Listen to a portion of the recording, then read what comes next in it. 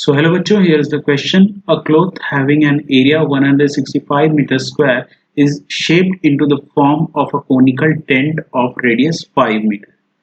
How many students can sit in the tent if a student on an average occupies 5 by 7 meters square on the ground? Find the volume of the cone. तो यहाँ पे हम लोगों को find out करना है यही दो चीज. तो इस क्वेश्चन में हमारा की कॉन्सेप्ट क्या हो जाएगा? तो हमारा की कॉन्सेप्ट हो जाएगा एक तो एरिया ऑफ सर्कल. सर्कल का एरिया क्या होता है? That is pi r square.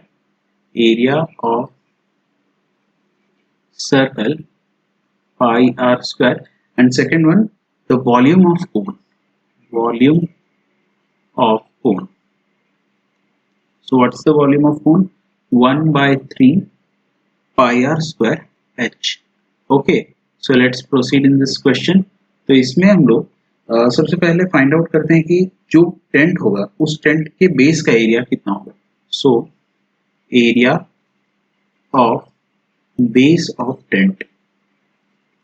तो टेंट के बेस का एरिया कितना हो जाएगा? पहले वो शेप कौन सा होगा? शेप तो वो सर्कुलर शेप में होगा, तो उसका एरिया हो जाएगा पाई आर स्क्वायर. तो यहाँ पे पाई 22/7 लिख लेते हैं. रेडियस हम लोगों को दे रखा है 5 इंटू 5. तो इसको हम लोग एज इट इज ही छोड़ देते हैं ताकि हमें आगे चल के कैलकुलेशन करने में इजी हो. तो यहाँ पे हम लोगों को सर्कुलर शेप के जो बेस होगा कोन का, सर्कुलर बेस जो होगा कोन का, उसका एरिया पता चल चुका है और एक स्टूडेंट कितना एरिया ऑक्यूपाई करता है वो यहाँ पे दिया हुआ है 5/7. ओके, तो हम लोगों को फाइंड आउट करना है कि टोटल नंबर ऑफ स्टूडेंट्स उसमें कितना बैठ सकते हैं. तो area of base divided by area occupied by single student जब हम करेंगे तो हम लोगों को नंबर ऑफ स्टूडेंट्स पता चल जाएगा. तो वही चीज हम लोग करते हैं. हम लोगों को यहाँ पे फाइंड आउट करना है number of students. So number of students is equal to area of base. Area of base divided by area occupied by single student. Area occupied by single student. तो ये कितना हो जाएगा? इधर हम लोगों ने फाइंड आउट किया था area of the circular base, वो था 22/7 इंटू 5 और इसको हमको डिवाइड करना है किससे? Area occupied by single student 5/7 से.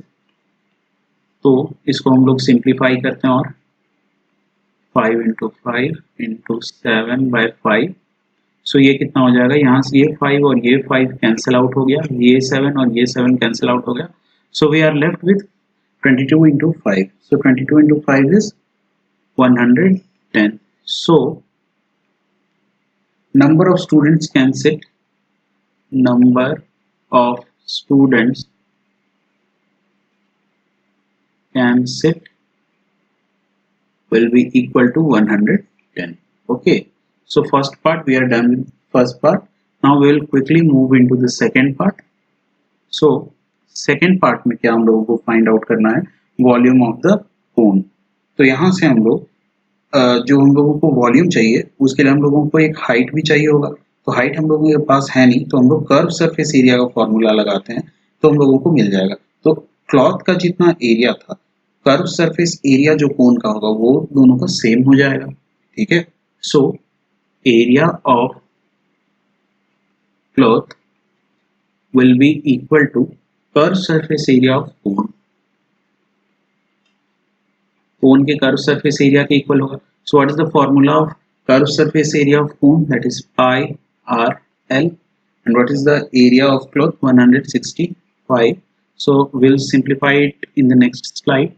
तो इसको जब हम लोग सॉल्व करेंगे तो हमारे पास कितना आ जाएगा? 165 will be equal to 22/7 into radius that is 5 into l.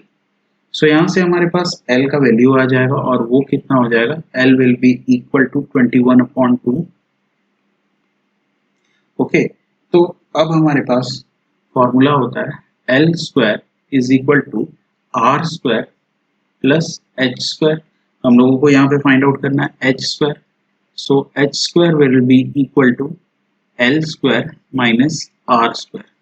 So h will be equal to root over l square minus r square।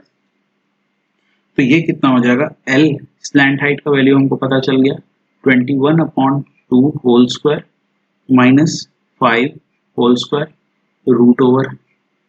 इसको अब हम लोग आगे इधर सॉल्व करते हैं तो ये कितना हो जाएगा, ये हो जाएगा 441/4 माइनस 25 रूट ओवर।